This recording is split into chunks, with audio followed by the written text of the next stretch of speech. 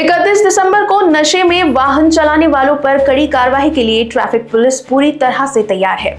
वहीं शहर और उपनगरों में 70 से 85 स्थानों पर नाकाबंदी की जाएगी। इस दौरान 59 अधिकारी और करीब 450 पुलिसकर्मी तैनात रहेंगे। साथ ही कुल 51 नाकाबंदी पॉइंट्स और 35 पुलिस स्टेशन स्तर का बंदोबस्त भी किया गया है। पुलिस के अनुसार 2025 में ड्रंक एंड ड्राइव के 13,350 मामले दर्ज हुए थे, लेकिन पिछले 3 वर्षों की तुलना में इस साल मामलों में कमी आई है। दिसंबर महीने में अब तक केवल 646 केस सामने आए हैं, जो बढ़ती जागरूकता का संकेत है।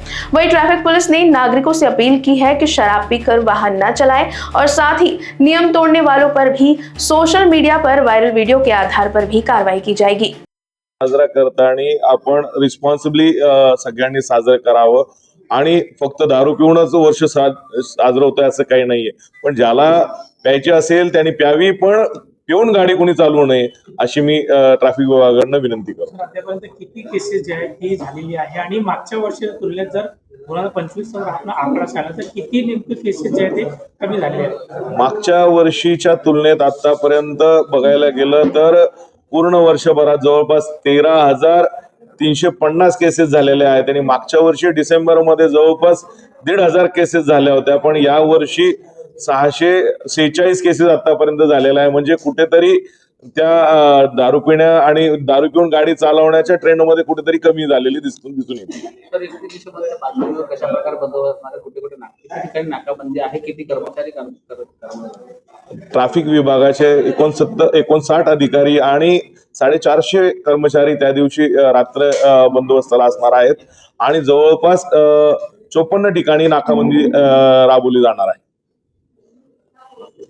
निवडणुकीच्या पार्श्वभूमीवर ग्राहक येतील आणि जे पिऊन बाहेर पडणार असतील त्यांना एक्स्ट्रा ड्रायव्हर्स, टॅक्सीज आणि ॲटोजची उपलब्धता त्यांनी करून द्यायची आहे।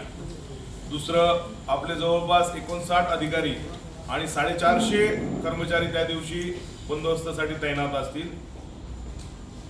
एकूण 51 ठिकाणी आपण नाकाबंदी पॉइंट्स असतील आणि प्लस पोलीस स्टेशनचे 35 असे जवळपास 70 ते 80-85 ठिकाणी आपल्याकडे नाकाबंदी पॉइंट्स असतील पूर्ण ठाणे शहरात।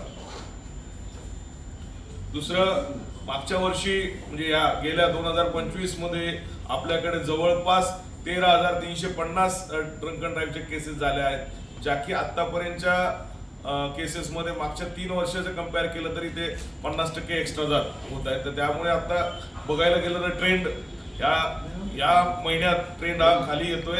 आतापर्यंत फक्त 646 लोकांवर आपल्याला मिळालेले आहेत, जो की ट्रेंड कमी होतोय।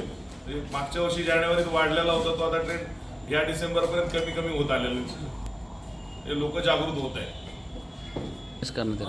त्यासाठी मी सर्वांना विनंती करतो की 31 डिसेंबर साजरा करताना आपण आपला स्वतःचा जीवची काळजी घ्यावी, दारू पिऊन गाडी चालवू नये आणि जर प्यायचीच असेल तर कृपा करून ड्रायव्हर जो की दारू न पिलेला असेल असा ड्रायव्हर बरोबर ठेवा।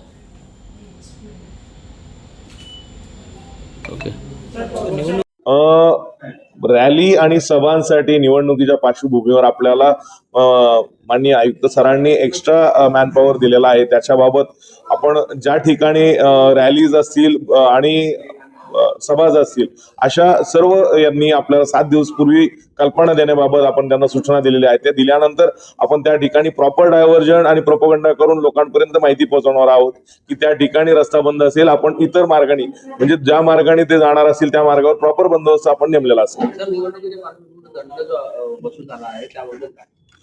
निवडणुकीच्या पार्श्वभूमीवर जो पेंडिंग दंड होता तो जवळपास आतापर्यंत 307 उमेदवारांनी आतापर्यंत दंड भरलेला आहे। त्यातील जवळपास 11,09,550 रुपयाचा दंड त्यांनी भरलेला आहे आणि अजून भरण्याची प्रक्रिया चालूच आहे। Bureau report, Lokvahini news Thane.